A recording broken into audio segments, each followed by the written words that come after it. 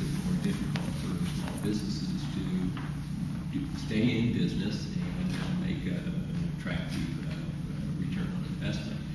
So should have an impact, and we're monitoring that carefully. It's one of those concerns out there, a national trend that could adversely impact the Iowa economy. A lot of our members are altering their delivery schedules and a lot of their transportation. They're just being more responsible with their transportation dollars. And that's probably not a bad thing. It's good for the environment, and it's just making them more responsible with the fuel that they're using. Well, a threat to the economy always is too much inflation. And we've all heard about, tell jokes about economists, but economists talk about adjusted inflation rate. The adjusted inflation rate is near zero, but they adjust it by taking out energy and taking out food.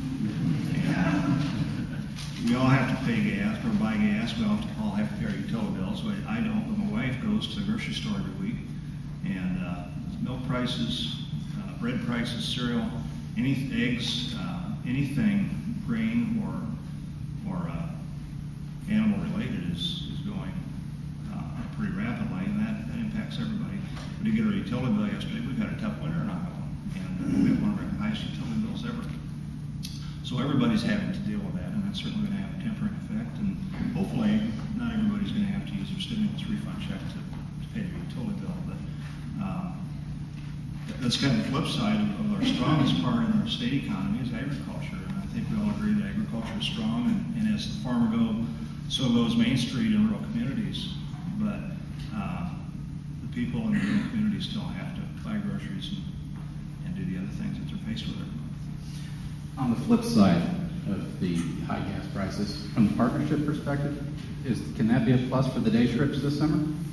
Well, yeah, hopefully it'll encourage people to, spend more time, with vacations in Iowa, perhaps, or maybe day trips. But the price of oil and energy does impact consumers and businesses. There's no question about it. It stretches their budget.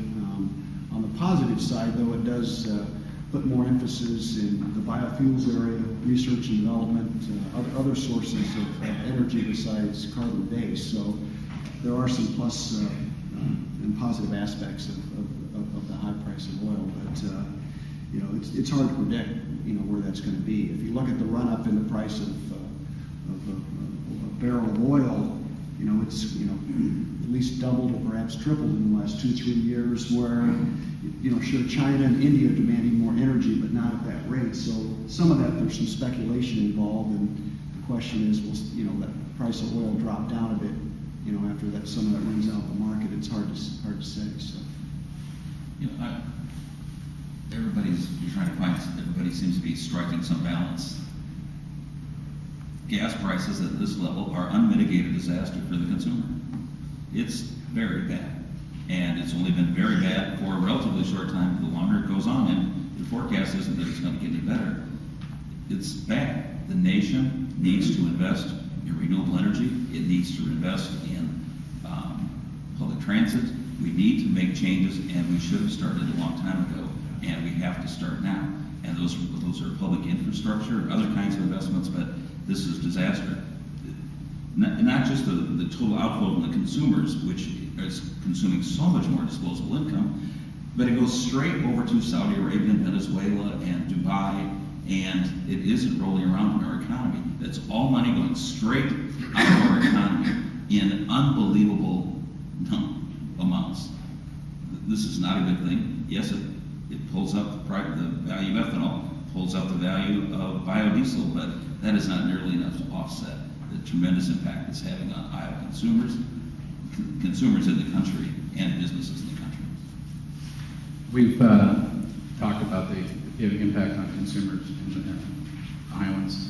If the economy were to, if that slowed down, the recession, how could, this is kind of directed toward you, Mr. Oswald, how would this impact the state's budget? Well, it's one reason why this seminar is timely today, because the Revenue Estimating Committee meets this Friday, and they are charged with setting the state revenue figures on which the state budget has to be set. The governor has some tools at hand in his fiscal year 2009 budget recommendations to the legislature that he made in January. He implemented a couple of those tools, because every 1% decline in state revenue means $60 million less revenue. So, and the December, the RE Revenue Estimating Committee conference in December lowered the rate of growth from fiscal year 08 to fiscal year 09. And the budget for fiscal year 09 had to accommodate that. First, Governor Culver charged each of the state department and each state department or agency a status quo budget.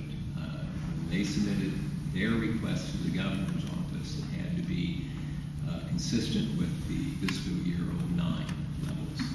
Second, he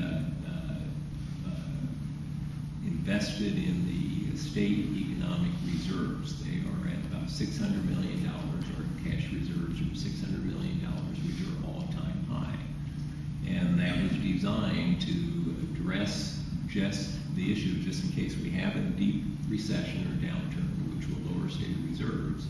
And we'll have a pool of funds that we can rely on to continue to make investments in education, economic development, and other emergencies in the state. And finally, he can make adjustments. The legislature can make adjustments depending on what the Revenue Estimating Committee announces this Friday. The expectation is that the REC will be relatively conservative and make sure that whatever the projections are, that it will take into consideration the potential for some economic downturn in fiscal year 09. So that's, I think all three members of the REC will be cautious. We've kind of talked a lot about the gloom. That's kind of, actually, I asked the question, so I guess I'm the one that pointed out the gloom. You guys just answered them. We've talked about the positives of the ag economy. We've talked about the positives of the economic development. What are some other positives that we may not have touched upon? We've just got a lot of members that are growing, and they're growing because they're serving their customers